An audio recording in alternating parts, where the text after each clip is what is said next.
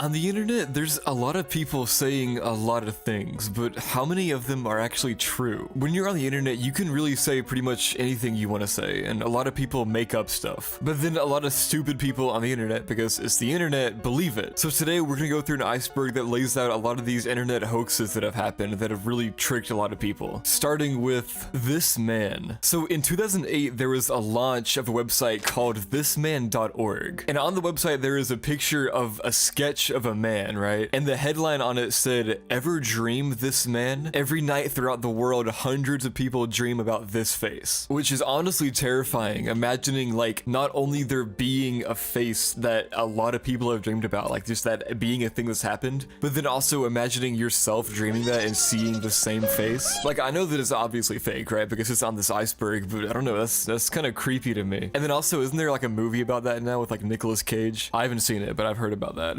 Anyways, so the origin of this thing is actually really interesting, and it goes more than just some guy wanting to do it just for fun. So the story goes that there was a psychiatrist in New York City, right, in 2006, who one of his patients, he was talking to him, and he was talking about his dreams, the psychiatrist, right? And he was describing this face that he's seen multiple times, and he got like a sketch artist or whatever to like draw out the face, right? And then another one of his patients had walked by and saw the picture, and the other patient was like, "How do you have that image? I've seen that same man in my dreams." So then he was like, whoa, like this might be a real thing, the psychiatrist. So then he put the picture online, which is why the website was created according to the story. And then according to the website, 8,000 people worldwide have come forward and claimed to have seen this man in their dreams. So on the website, there's a lot of collected stories and drawings from people who dreamt of this man. By the way, the website is still up. You can go, like, you can like still go to it if you want to. Like, it's still like a real website. There's a page for the portraits where there's just like a bunch of drawings that other people have made of the same face pretty much. And then if you go to the dreams tab, there's a lot of like, what's the word?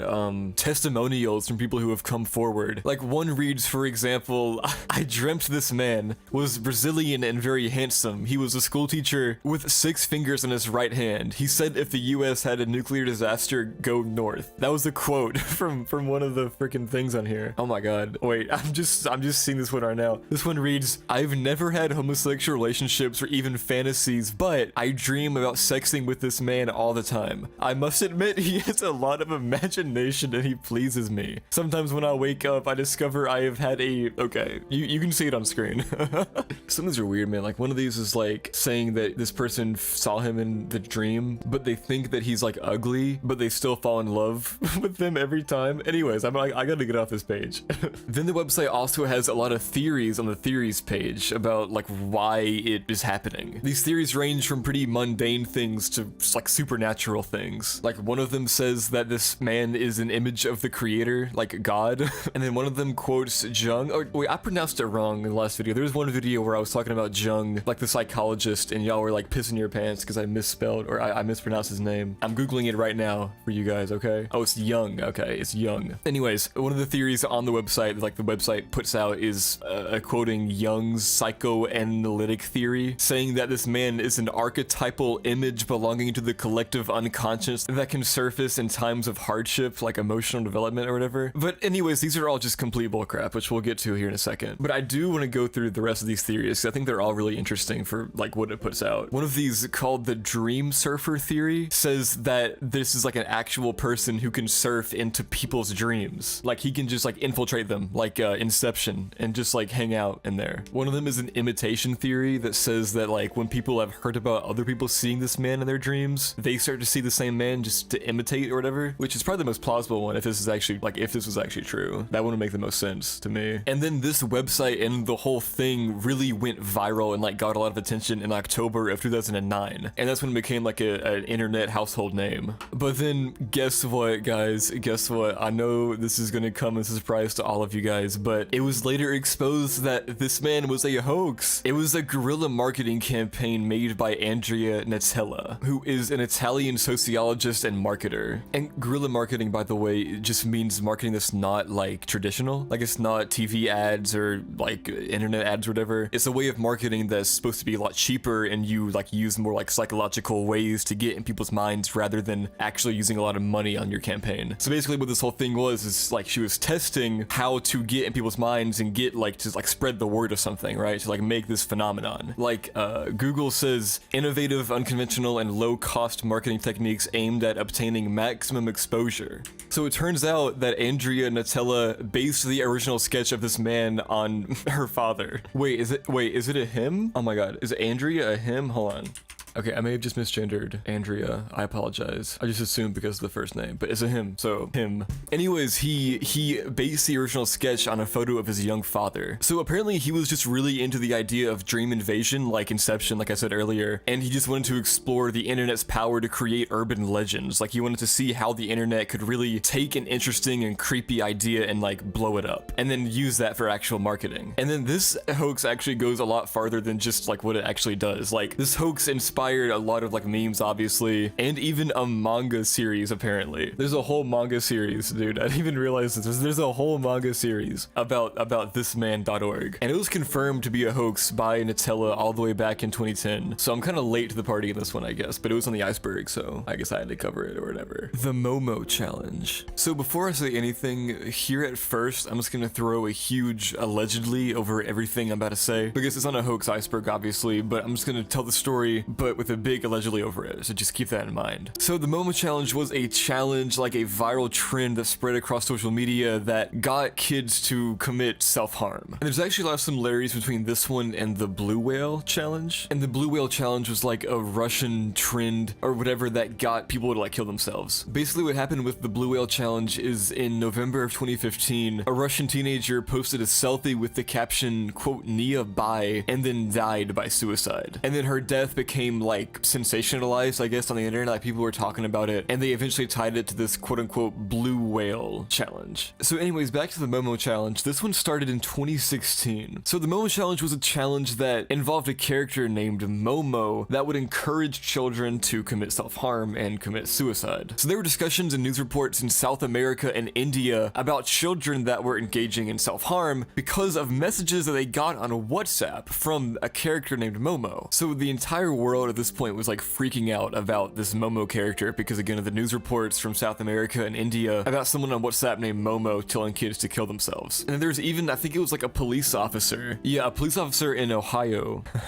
saw the character of Momo in his son's version of the game. Like he saw his son playing Minecraft and Momo was in it. And it was just like, it was like a mod of Minecraft. There's a Momo Minecraft mod or whatever. But then this thing was so serious that Microsoft even announced that they were taking measures, quote unquote, to restrict access to the mod. Like this was like a huge thing. And it became so widespread that in 2018, there were public warnings issued in Argentina, Germany, Luxembourg, Spain, Canada, Mexico, the United States, and France about this Momo challenge, which, by the way, still had no evidence. It was just these like news reports and stuff talking about this person on WhatsApp convincing kids to kill themselves. So basically everybody was just pissing their pants over this little character, this little bird, which we're gonna get into the picture later, more details about that, because the picture is actually scary as hell. But yeah, whoever invented this thing had literally the entire world panicked. And then just to show how it even spread like further than just the governments, Kim Kardashian, like the Kim Kardashian, posted on her Instagram story literally pleading, like begging YouTube to remove the Momo videos. Which, rather, for context, at that point people have reported seeing Momo like pop up on a variety of like YouTube videos and stuff about Peppa Pig and Fortnite, which is so crazy. But then obviously it was just all a hoax. The founder of the fact-checking site Snopes, his name is David Mickelson, he said he doubts that anybody actually came to any harm and that the whole thing, quote, may primarily be a product of bullies and pranksters latching onto a handy mechanism to goad and torment vulnerable youngsters rather than an intrinsic part of a particular social media challenge. Which, that's a bunch of big words, I don't know what that really means, but basically this whole thing was just made up by like internet trolls just trying to mess with people, which I think is hilarious because nobody actually got hurt from this thing, so I think it's okay to laugh at it. I think it's hilarious. Oh my god, wait, I'm doing research right now and it says that YouTube demonetizes any videos mentioning Momo, or that it, like they did in 2018. So I might be screwed over for this one, guys, actually, which is why you gotta go join my Patreon. Okay, so like I said, where did the picture come from? Like this horrifying bird thing. So this picture of this Momo bird was actually a sculpture by a Japanese special effects company called Link Factory, which, by the way, did anybody else notice that this bird has boobs? Like, I'm pretty sure I'm gonna put it on screen right now for this, right? But look, she has boobs. I never realized that. What the hell, dude? And then also SNL apparently did a sketch about Momo in 2019,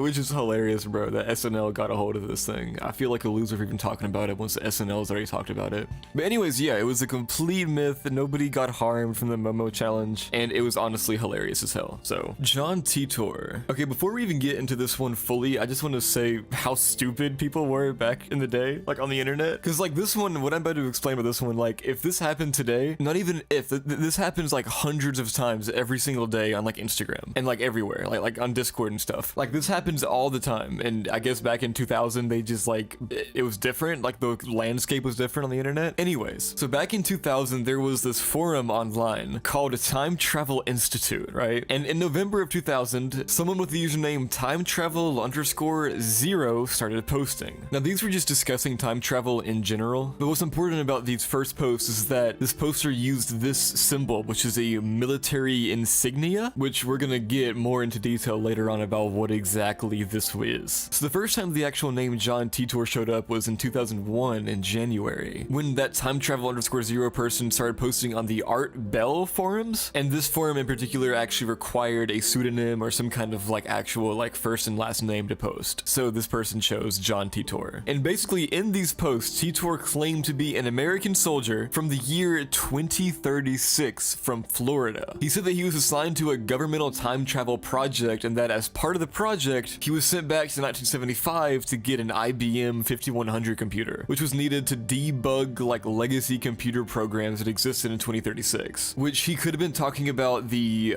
like year 2032 or 2038 problem, which is that like a lot of old computers, the time would only go up to the year 2038, and so it was kind of like you guys remember like the thing when the Mayan calendar only counted up to like 2011 or whatever, and people were like, oh my god, the world's gonna end at 2011 because the calendar's not going far enough. Like it's like the same thing but for computers, because some of the computers don't have like a program that lets the time go past 2038. So people think that in 2038 all the computers are just gonna like break, like a lot of old computers or whatever. But anyways, but then you might be thinking, if he had to go back to 1975 to get the computer, why is he hanging out in 2000 and 2001? He said that he stopped in that year for quote personal reasons, which was to collect pictures lost in the Civil War and to visit his family. Which, by the way, Civil War, we're gonna get into that later because there's a whole thing with that. Some other interesting things he said is that he said that he'd been trying to tell people for several months to avoid beef products, pretty much because of some disease called the Creutzfeldt-Jakob disease, which y'all are gonna kill me in the comments for mispronouncing that. Screw you guys. Just kidding. I love you guys. Obviously, I'm just kidding. So here's where it gets really interesting. Titor actually described his time machine on several occasions, and he described exactly what you need to make one. So I'm gonna read that out to you right now. 2 magnetic housing units for the dual microsingularities, an electron injection manifold to alter mass and gravity of the microsingularities, a cooling and X-ray venting system, gravity sensors, 4 main cesium clocks, and 3 main computer units. I don't know what the hell a computer unit is. And also apparently he like Back to the Future did, because he said that it was installed in the rear of a 1966 Chevrolet Corvette. So the first thing he said, or not the first, but I guess like the most immediate, like in history, like the one that would happen first from when he started posting, is a civil war in the United States he predicted to happen in 2005. Now he said this would happen because of a civil unrest due to the presidential election of 2004. Oh, by the way, I misspoke because I said it happened in 2005. It starts in 2005 according to him. And then the actual war like erupts in 2008. And then the United States was split into 5 regions after this. And then according to Titor, the Civil War would end in 2015 with a brief but intense World War III that he referred to as End Day. I'm sorry guys if I'm going too in depth on this one, but I just think it's so funny. And also this one I've heard about before, but I never knew like all these details about. So I'm hoping that I can, you know, educate some people on these like more interesting details that I had no idea about until I started researching this. Okay, this one disproves it for me personally. He said that Omaha, Nebraska would be the new US capital after 2015. I don't, do anybody actually like, do people live there? Isn't that where Saul Goodman went after Breaking Bad? Yeah, he went to Nebraska, bro. So I guess there's some people there or whatever. Nebraska is the 38th most populated, so it's like in the bottom like 12. Yeah, bro, nobody lives there. But then of course, because he like you can't predict this stuff, right? Because obviously this is fake. He invoked what he called the many worlds interpretation of quantum mechanics, where he's saying like that him going back in time is gonna like not exactly be in the same timeline. He's going to a different timeline because of quantum mechanics or whatever. So basically saying like, oh, all these things they're predicting are happening happening in my timeline, not in yours, so that actually won't happen to you guys. Well, it might not. I guess we'll see. Which is so stupid that people actually believed it, you know? Like, I mean, I don't know if anybody believed it, but just the fact that this is still a well-known story. Like, this happens on Reddit every single day, bro. And people were actually, like, researching this, though. There's an Italian, like, TV show called Voyager e Caffini della Conoscenza that in 2008, it aired the results of an investigation of Jean Titor. Like, people were actually researching this and, like, investigating it. What the hell? But then, guess what, guys? We actually somewhat figured out who it was. Like, we have a pretty good idea of who actually made these things. This guy named Larry Haber and his brother Richard, who was a computer scientist, are most likely the people who were, like, the people posting the John Titor things.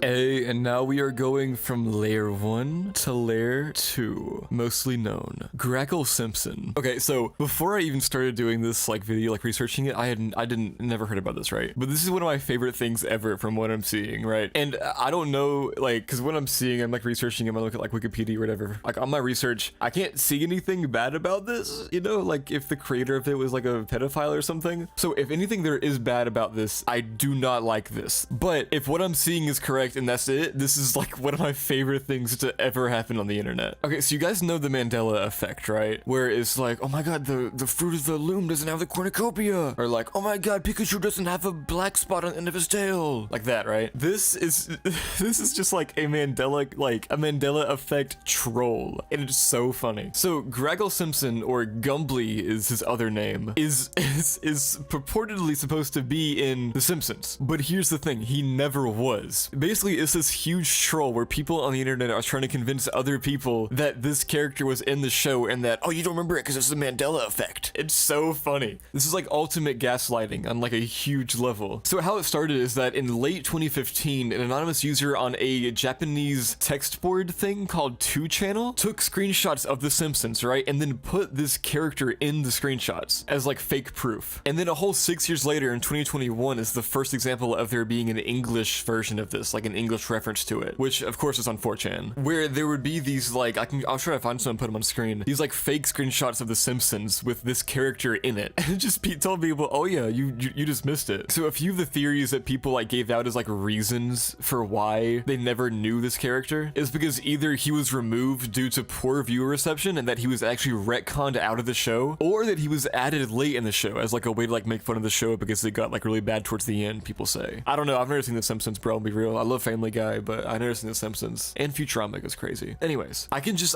imagine so many like kids out there who have like never even seen The Simpsons like go like to their like middle school telling people, oh my god, did you guys know there was a removed character from The Simpsons? And it's so funny to me that this is going on. I love this. If you do this, you're awesome and hilarious. This is literally just like my sense of humor. I gaslight people all the time. When I'm talking to anybody, I'll be like, no, you're wrong, bro. What do you mean? Like, okay, I can't think of any specific examples right now, but if you join my Discord in the description and get in the VC with me, because I joined the VC a bunch, I will tell you stories of this, because I swear, I swear, dude, it's so funny, because people believe me. People are so stupid. People are so gullible. Anyways, moving on to the next one. This one's kind of short. 2020 Vision. This one's definitely weird, especially when we get more deep into it. So 2020 Vision is a YouTube channel created by a guy named Kai, who also runs the channel Weird Side. Now, apparently this whole thing is some kind of ARG, but I'll explain it how it seemed to people on the internet at the time. Because now we know that it was all part of an ARG, but initially we didn't know that. So basically, he would upload videos that predicted celebrity deaths. Like, he'd upload a video like months before a celebrity died, right? And it would just say the date flashing on the screen with like an eye next to it. And then it would be like accurate, right? And it was like, how the hell did this guy do this, right? Because like the celebrity would die, you would go like check the channel, and then the video would already be there, right? And it would have been like uploaded like months ago. But here's the thing, here's how he did it. Basically, he would upload these videos ahead of time, right? And be posting constantly. But then on YouTube, you can upload a video, but you can make it not public. So it stays just on your channel, but nobody can see it. So then once you like make it official, like you make it public, the upload date won't change pretty much. Like basically, if you edit a video after it's already uploaded, technically, the upload date won't change and it won't tell anybody that's edited. So it looks like he's predicting it, but he's actually not predicting anything. So that's how he did it. But he's also a cult leader.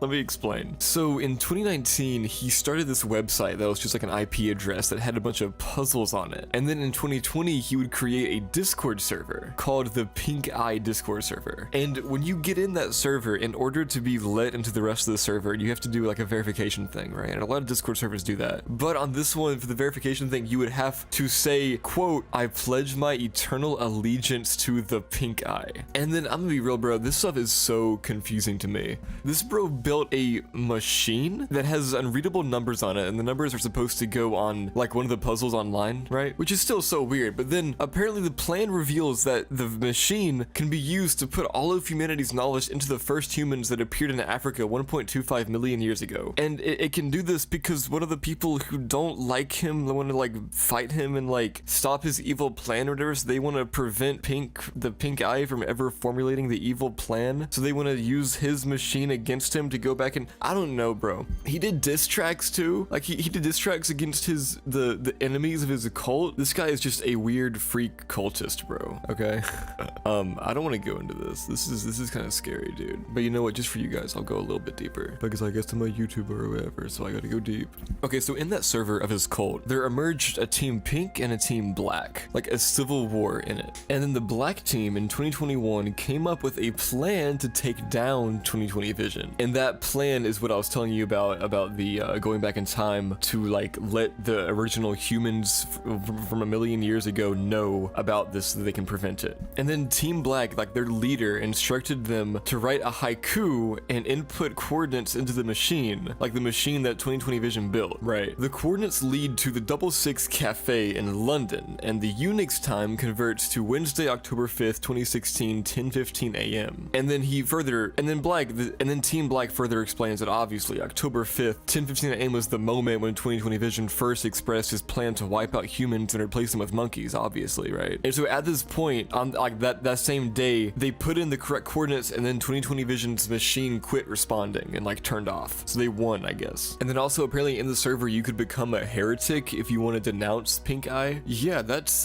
most of it. I feel like I'm gonna get death threats if I say anything else because this is scary. I'm gonna leave it at that. Grave robbing for morons. So this is a video that was uploaded online of a guy teaching you how to rob graves, from the title obviously. And it's really creepy. It's like this low poly, low quality, like pixelated video, and it looks real as hell. Like the way that it's shot, the way he's talking, it just seems so real. It's so creepy. And nobody really knows if it's real or if his advice is real, but the story behind it is really interesting. So first, let me set the stage for what life was like before the internet, which I know I'm not the right one to talk about it because I'm a Gen Z loser who made a video about Skibbity Toilet, but whatever. Just get in the mindset of how before the internet, media was shared through books and CDs and DVDs and VHS tapes and cassettes and all that stuff. Like we didn't have anything else like on the internet. We didn't have the internet to like watch stuff on YouTube or whatever, or to share things on forums. And so because of this, there were a lot of like bootlegging organizations and like rings, I guess, of people who like traded illegal DVDs and CDs and stuff, or maybe not even illegal, but just like rare and like not officially released stuff, like hard to get your hands on, you know? Like for example, recordings of concerts that were unable to be seen otherwise. And then because of this, there's one really famous DVD that came out of this bootlegging operation that has like been famous and like popular, and it's called Ensuring Your Place in Hell.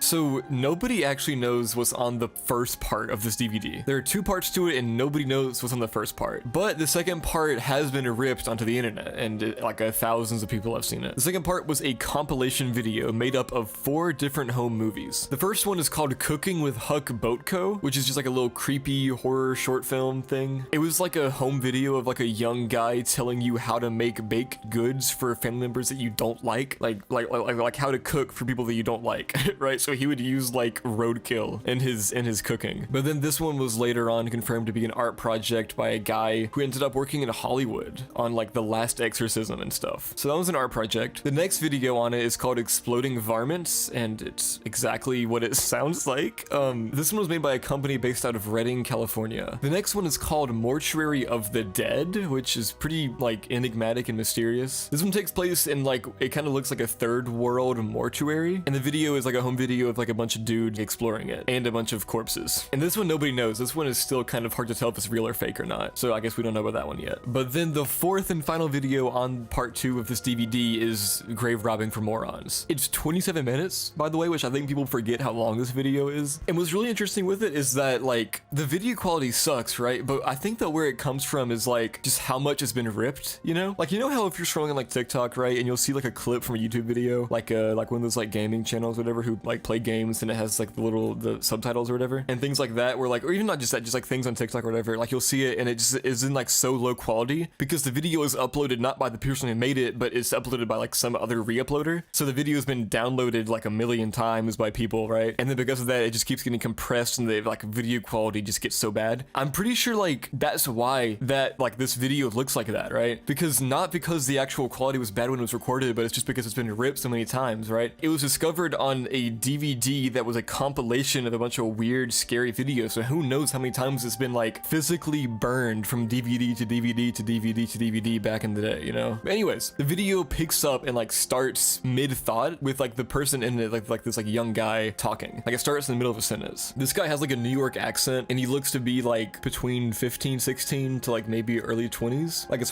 kind of hard to tell, you know, because it's like potato quality. He also has like a speech impediment of some kind. Like it's hard to tell exactly what it is because of how, you know, low quality the video is. And also just I'm stupid. I'm not like a psychiatrist or no, not psychiatrist. I'm not a speech language pathologist. So I don't know what the thing is, like what the condition is. But anyways, that's not important. And so the obvious thing in this video that you'll notice at first is that the bro is holding a skull the whole time. And it looks to be like a real dirty human skull. But again, it's kind of hard to tell because of how low quality the image is. And it begins with him describing the process of like how to clean a human skull and how to prepare it for sale at like a black market. But the way he's talking is kind of like he's trying to be cool, you know, like that one kid at school that hangs out with you and your friends, but he's kind of a loser and he's like probably like a grade younger than you know? I don't know, I'm talking to my high schooler, but just like in my experience, like people who are like younger than you and they're like trying to act cool, like, oh my god, dude, okay, little poi story here. I was hanging out with one of my friends. We went to McDonald's and this one kid was coming in and his parent was like in the car and they were like doing like a DoorDash order, and he was like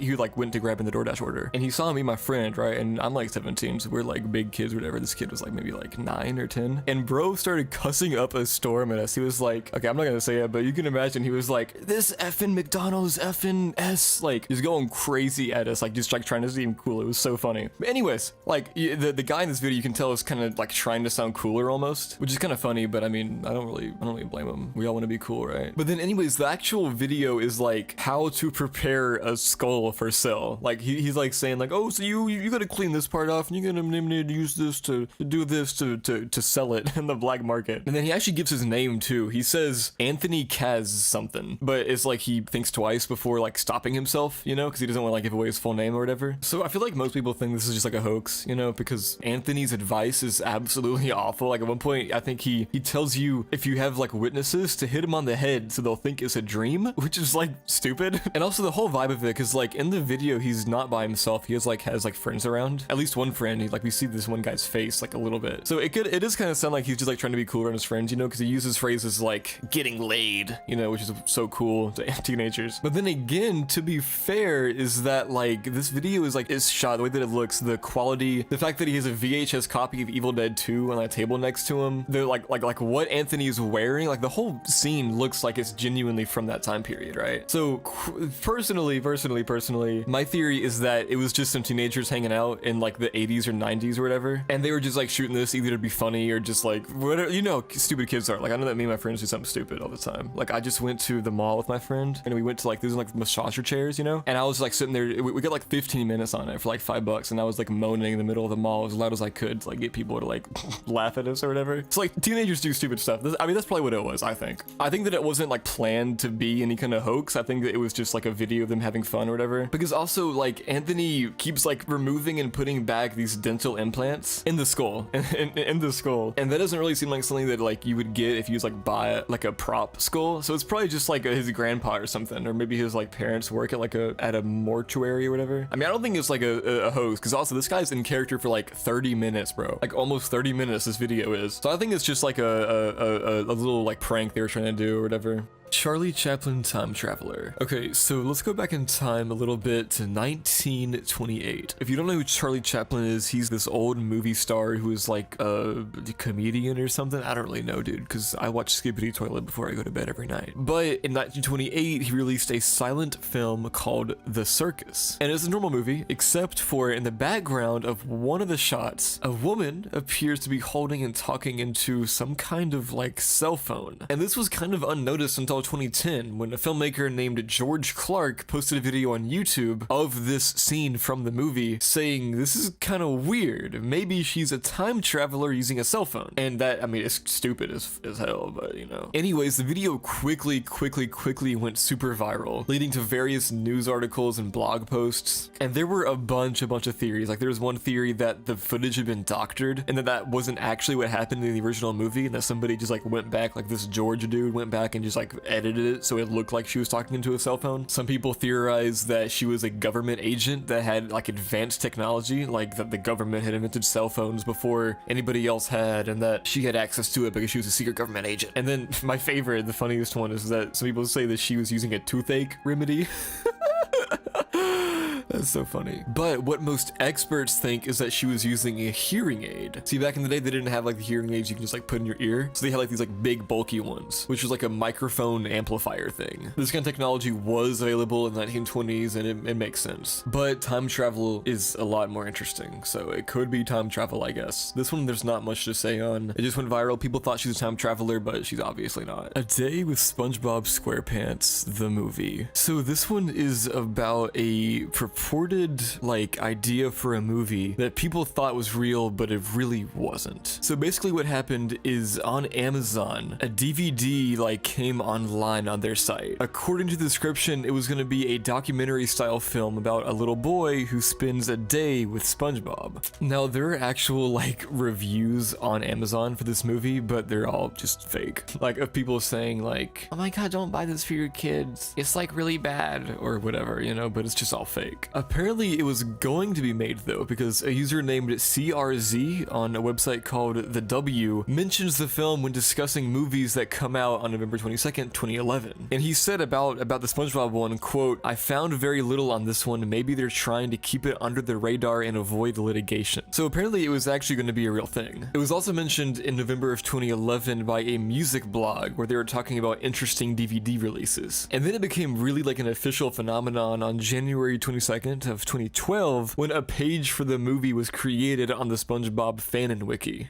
And then there's also even a song on YouTube that claims to be the movie's official theme song, even though it's really unknown if that's true or not. So that all happened in like 2012 pretty much, but when did this become popular? So in 2014, a wiki user of the Lost Media Wiki found the film on Amazon. And since he didn't really find any information about it anywhere else, he created a page for it on the Lost Media Wiki. But then, even then, it didn't really have that much like coverage, and it really became popular whenever Blame It on Jorge, shout out, made a video in 2015 called Top 20 Lost Kids Films, which that video got like over 1 million views and stuff. And then another YouTuber named Rebel Taxi made a video about it as well, and that one has like over 300k. And now the Lost Media Wiki's forum for that film has over 2,000 posts, so now it's like pretty popular. 4chan, of course, is also really involved here. They were talking about it on 4chan a lot, and apparently they found the film's QR code. Also on 4chan, an employee at a branch of a company called Hastings posted on the thread that it was listed on an employee-only system, and that you couldn't find it through like public searching. And this employee claimed that he ordered it and that it would arrive in 2 weeks, and then another Hastings employee said the same thing. But then apparently that never meant anything and never like turned out to be anything, sadly. The cover art is the only true image like known to be related to the movie for real. And for this reason, the 4chan board actually focused on the cover art and the identity of this boy. But apparently they found out that everything on the cover art is basically just a huge lie. First of all, the boy was confirmed to not even be an actor in the movie when they found that the guy was just like a stock photo from the website iStock. And then the quote at the top have also been discovered to be from non-existent people and publications. And the illustration in the background wasn't even made for the company that was like making the movie, but it was made by an artist for a real estate broker. So yeah, this was just a big fake thing. Nobody really knows exactly how it started or what was going on, but yeah, pretty much just fake. Stupid. And with that, we are going into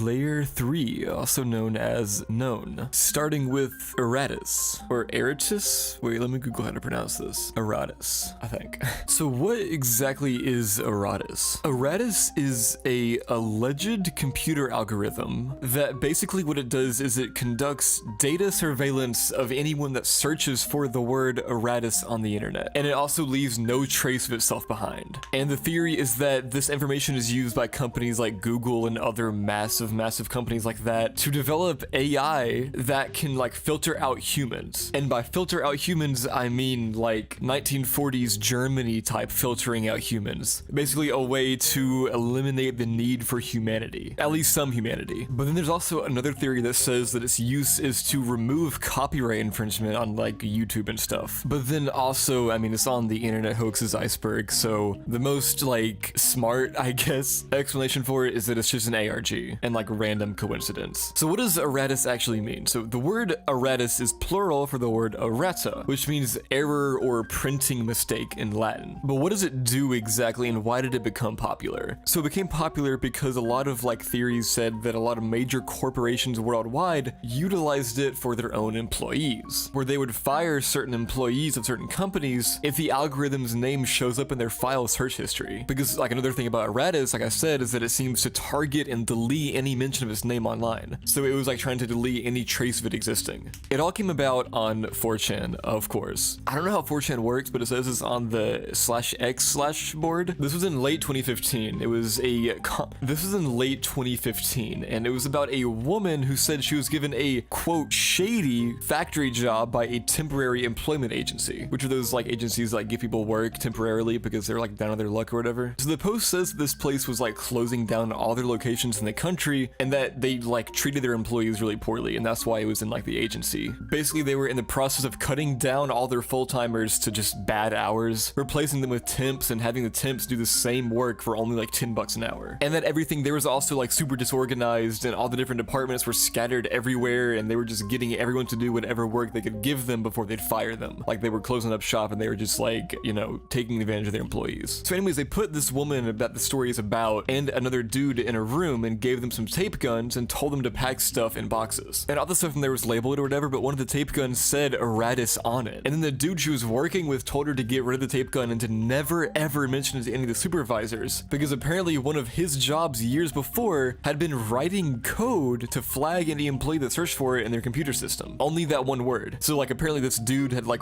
coded the system that did it, you know? Not Eratus itself, but coded the system to look for people who were looking up Eratus and to fire them. And then it got a lot deeper because another person on that forum about a month later responded and made it a lot more interesting. He asked if anybody else on the forum had any software or IT jobs on the East Coast between 2000 and 2010. And he says he asked that because he knows people from around that time and area that worked in IT and like software development, that worked on a program for HR departments, like human resource departments, called Eratus. And then this mystery gets even like more interesting. This one was really cool to research. So then there was a post on 4chan in the /moo board a little while later, about another month later in 2016, by a user who wanted to create his own genre of music called deep internet, and that this would be comprised of snippets and noise from like super obscure YouTube videos. And then there's a bunch of links in this post to music he was like showing us examples, and one of them was called YouTube is Monitoring and Controlling My Life. It was like a YouTube video. The channel was called Chronos for Life Jurassic Park. And in the video, he's like super distressed and he's talking about how YouTube and his quote algorithms are targeting him and his deceased mother's tribute videos to Jurassic Park. And then people were kind of interested, so they checked out the channel, and then later on they uploaded another video which was called quote here goes nothing ...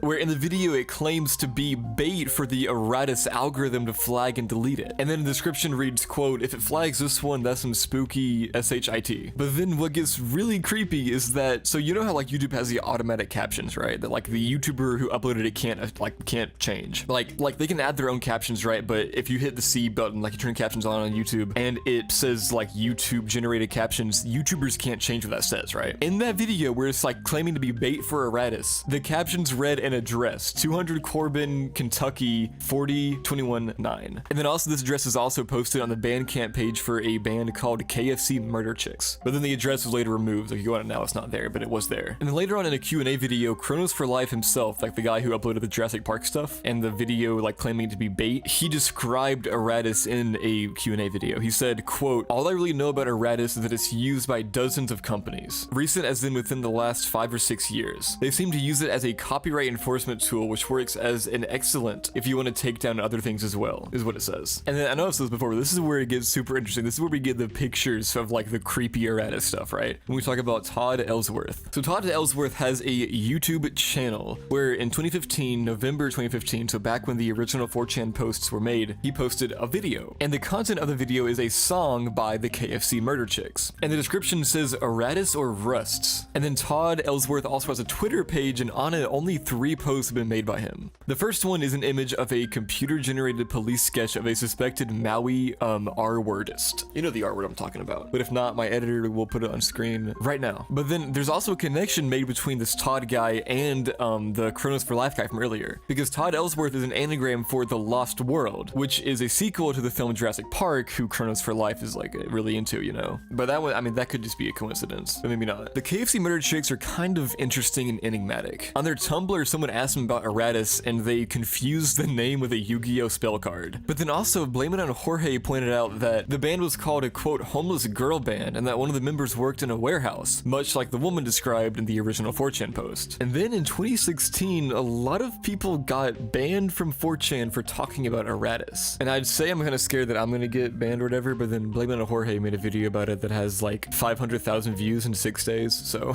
yeah, shout out that guy, bro. So there are a few theories to this one, like how it came about. The most like realistic one I think is that it's an ARG made by DJ Roswell. DJ Roswell is the guy behind the KFC Murder Chicks. He's one DJ who made a fake band. It's like an art project, you know? And a lot of people think that it's just like promotion for his band, which makes total sense. I think that's the most like realistic one that really works. Because also, like, I didn't really mention this, I didn't think it was really important to the story too much, but remember the original video that was linked from that one post about the new genre of music, like the original Chronos for Life video called YouTube is Monitoring and Controlling My Life? Well, in that video, around 2 minutes in, like 2.5 minutes in, there's Morse code that reads Hollywood Astral Projection Clinic, and then there's some more dumb, like, nerdy stuff, like timestamps and all these numbers or whatever. It's not really interesting. I'm not gonna get into it too much. You can research it yourself if you want. I wouldn't want to bore the video, but it's like the huge ARG that I think was made by this guy just to promote his music, because you wanted to get covered on channels like Blame It on Jorge, so I guess it worked. I don't think it's real though, low-key, because I mean, if it was real, I wouldn't be able to make this video. So I mean, I guess if you're not seeing this, then maybe it's real. But anyways, this one was really long. This one was really interesting though. Brazilian SpongeBob defecation broadcast.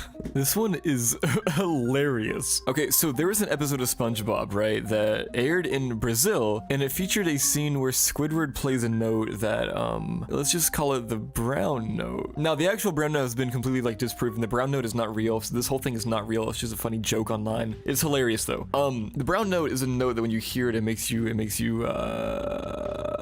empty your bowels. So this one is a complete hoax. People were talking about it on, like, Newgrounds and other forums like that. It's hilarious that there's, like, a SpongeBob broadcast that makes you just completely poop your pants. And what most people find or, like, agree on is that the episode is probably SB-129, where in the beginning, Squidward was, like, gonna play the clarinet, but he gets interrupted a bunch. And there's actually no footage of this online because apparently the CIA and government orders told people, like, they, like, removed all posts of it because basically, like, to not deter tourism to Brazil. It's so funny, but let's move on. This is a short one.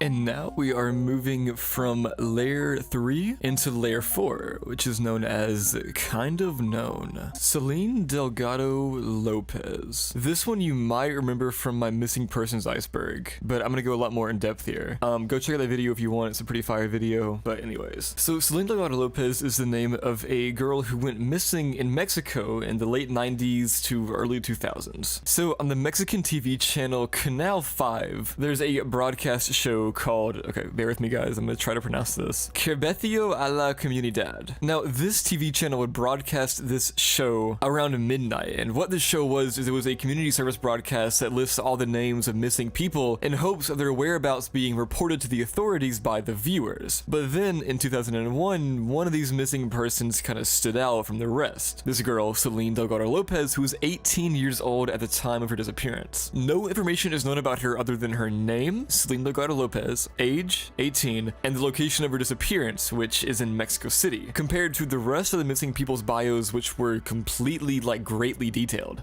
Now, the legend behind this, like, person began when viewers were, like, really uncomfortable and afraid because of the picture that was used here. Some people even claimed that as soon as the picture shows up on screen, the TV channel would freeze for a few minutes, and even glitch out before it, like, cuts to static. And then as a result of this, an urban legend spread, claiming that Celine died and that her spirit haunts Canal 5 when her pictures appear in the broadcast. But then some other people just said that it was, like, cursed, the picture was cursed. But then these weren't even taken seriously, they were just, like, seen as, like, ghost stories or whatever. But then some more realistic rumors started to spread. People saw this picture and they realized how uncanny and weird she looks, so people thought maybe she's AI generated. And this led to experts starting to, like, dig deeper, and they discovered that there's no public record of Celine Delgado's disappearance. And this caused people to believe a lot of the other, like, old, like, theories and stuff about, like, how it would, like, freeze the TV or whatever. Now here's where a lot of the hoax part comes in. So around the time that Celine reportedly disappeared, there was an image made that looks like this. Is actually a composite of Derek Todd Lee, aka the Baton Rouge Slayer, but people thought that it looked so much like Celine that it actually, like, people started thinking that it was Celine. Maybe this was the picture that the AI used to generate the other image, because remember, people still think that the other image is, like, AI generated. And then a group of people on the internet called Floresy to Dreams makes this claim, and apparently they prove it, according to them, by using a 3D modeling program to demonstrate that Celine's face was made from an amalgamation of other images, both real people and other composites. And if this is true, then it means the broadcasters of Servicio a la Comunidad intentionally chose to include this fake person in their segment. This picture certainly left a lasting impact on everyone who saw it, so it's possible it was included as some kind of warning to young viewers to, like, stay safe, like to kids or whatever. And then it was kind of confirmed that they did just want to scare people, because in 2010 their Twitter page would, like, post these, like, scary things referencing Celine. So, but now we can get into the Facebook incident, which is what probably most of you guys know this from. So in 2020, this urban legend re-emerged after the discovery of a Facebook page of a middle-aged woman named Celine Delgado Lopez. People discovered to their terror that they've been already added as her friend despite having no connection to her. And also, like, nobody ever added her, but they were still on their friends list. And to make it even worse, there was no option to unfriend her on Facebook. So that's kind of scary. People have these theories like, oh my god, she's a ghost, she's haunting everybody, ah! But it turns out she was just a normal person who changed her privacy settings to, like, removing the add friend button from her profile, and she just happened to have the same name as the other person. So nobody really knows. I mean, there's the one theory that she was an actual person and that it just kind of got, like, buried, right? But it was just kind of like a creepy photo or whatever. There's another theory that Canal 5 made it to mess with people, and then there's also the third theory that I think is kind of the most interesting one, where it was a fake thing, but Canal didn't know it. They just got, like, this image sent to them by an anonymous person, and then they included it, and it just became like a prank or whatever. But nobody knows. Cubo's fake shutdown hoax. This one's really interesting, and I really could not find much information online except for this one video by Wavy Websurf. Shout out this guy. I'm getting pretty much all my information for this one from his video. Great video. Yeah. So basically, if you don't know what Cubo is, it's kind of like PBS, like PBS Kids, you know? Which I grew up in PBS Kids because I was, like, homeschooled, and my dad never let me watch anything other than PBS Kids because he thought, like, SpongeBob was bad for me or something, you know? I mean, shout out my dad. My dad's awesome, but that was kind of weird. But PBS Kids was fire though, so I'm not complaining. So Cubo was, like, a free-to-watch network that was enjoyed by Gen Z and Gen Alpha, and it shut down in 2021, which led obviously to nostalgia and disappointment. But then what happened is a video online surfaced called Cubo's Final Moments, and this was showing Cubo's shutdown. The video showed a static screen and then a background with Cubo cartoon characters, like, on it. But then a message demanded money, and it, like, threatened the demise of the network. And then as the countdown progressed, characters were graphically, like, badly killed on screen. And the video ended with a message blaming the viewers for it closing because they didn't, like, submit enough money or whatever, I guess. Now, this video pretty obviously caused a whole lot of discussion and stir online, where some people even claimed to have witnessed it and, like, seen it happen, but then a lot of people thought that it was just, like, fake, you know? Because there were other recordings of Cubo's shutdown that showed just a normal, uneventful shutdown. And also, this fake video had a lot of grammatical errors, and it used music from the game Majora's Mask, which is is a Legend of Zelda game if you didn't know. Also guys, how we doing guys? Drop down in the comments, question of the day, what's your favorite butterfly breed? Also, like the amount of money that they were looking for was not nearly enough to like keep a network afloat. And also the upload date of the video conflicted with the actual shutdown date. And so calling the donation number in the video led to, guess what, a Rickroll. So yeah, it was obviously a fake. And still nobody really knows who made this video or like what was going on, you know? But it was very scary, very scary. I mean, we kind of know who it is. We kind of think that it's this guy named Super Keegan 9100 because he debunked the video and warned about it, but then people started like dogging on him and he got scared. So I don't know. I mean, it could be him, could not be him. We don't really know. The G-Man virus. The G-Man virus is kind of interesting. So it's a virus for the game Garry's Mod, which if you don't know by now, where have you been, bro? Garry's Mod is a game that was made from the Half-Life 2 and Portal 2 and all those source engines. Or it was made from the source engine. Dude, you guys get so mad when I misspeak about the source engine, bro. Y'all, ooh, man. Anyways, I love you guys. So it's a virus where if you download like the wrong add-on or go on an infected server, you will get this G-Man virus. Now, I'm gonna read directly from a forum I found, which is really interesting because this is from 14 years ago, which must have been 2010, on gamefacts.gamespot.com from a guy named Nelson340. It says, basically, if you have the virus, it makes it so that after a few minutes of playing, this happens. 1. You see a blurry, eyeless G-Man head occupied by an annoying screech. 2. In either Firefox or Internet Explorer, a bunch of tabs open that all play a sound of someone saying, I'm looking at gay PORNO. 3. In Steam, you get connected to a chat room called Nimped by Chris Ashtar. What does that mean? I don't know what that means. This is so funny. And then here, I'll have my editor put a video of what it looks like on screen right now.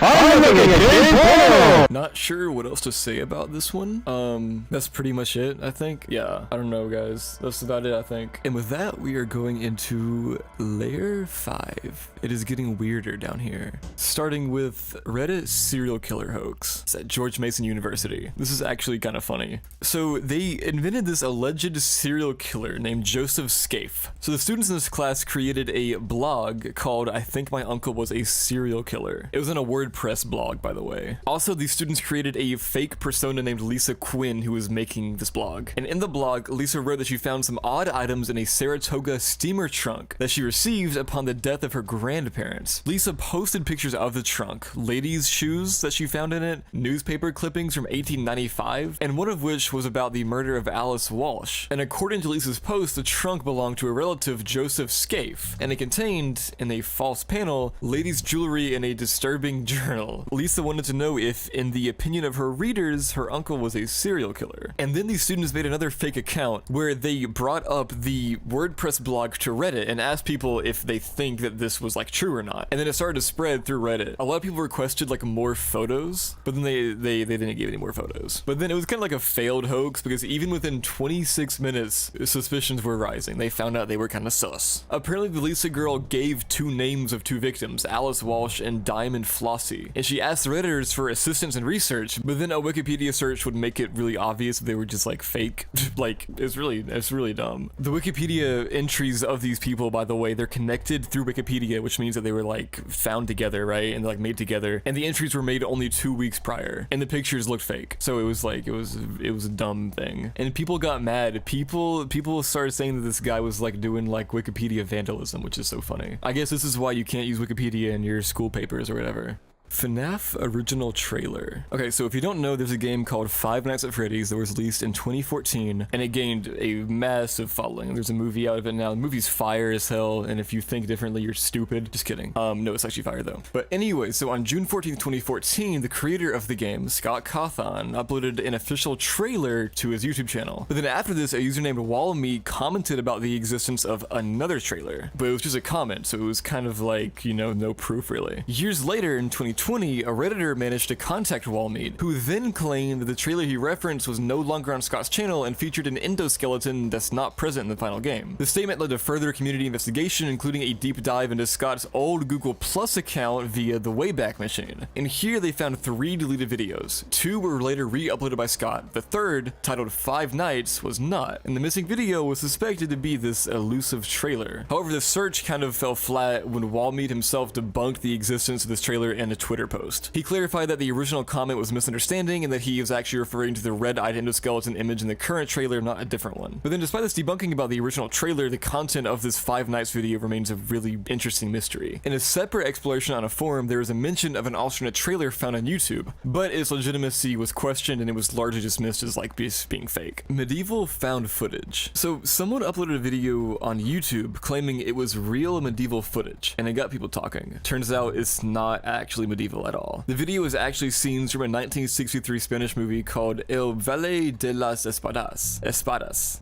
known in English as the Castilian. The movie tells the story of Fernan Gonzalez, who was a big deal in the 10th century. He was the Count of Castile and started a dynasty that eventually became kings of Castile in the 11th century. He's a legendary figure, even inspiring a 13th century epic poem. In real life, he was deeply involved in the politics of the Leonese and Navarrese kingdoms in northern Spain during the 10th century. Anyways, now about the places shown in the video. They're all located in the Duero River colony, in what's now known as Castile y León, Spain. The first castle you see in this video at Berlanga de Duero in the province of Soria mainly dates back to the 15th and 16th centuries, so it's a bit newer than medieval times. The next one, around 4 seconds in the video, is the castle at Peñafiel in Valladolid. This one started being built in his time in the 10th century, but most of it was actually built in the 14th and 15th centuries. Then there's a church at the 15-second mark called Santo Domingo de Soria. It's from the late 12th century, but it got some updates in the 16th century. And the ruin closer at 20 seconds is from the San Juan de Duero monastery in Soria, dating back to the 12th and 13th centuries. So most of us in the film wouldn't have even been around in Fernan Gonzalez's time in the 10th century. Plus, the area around Soria, along the eastern Duero River, was actually under the Umayyad Salafate back then. It wasn't part of the county of Castile during Fernan Gonzalez's lifetime, and only became a part of Aragon when Alfonso conquered it in the 12th century. That was a history lesson. I'm sorry guys, I just didn't know what to say for this one. I mean, I didn't want to just say, oh, there was a fake video of medieval found footage. So I wanted to give you a little bit of information.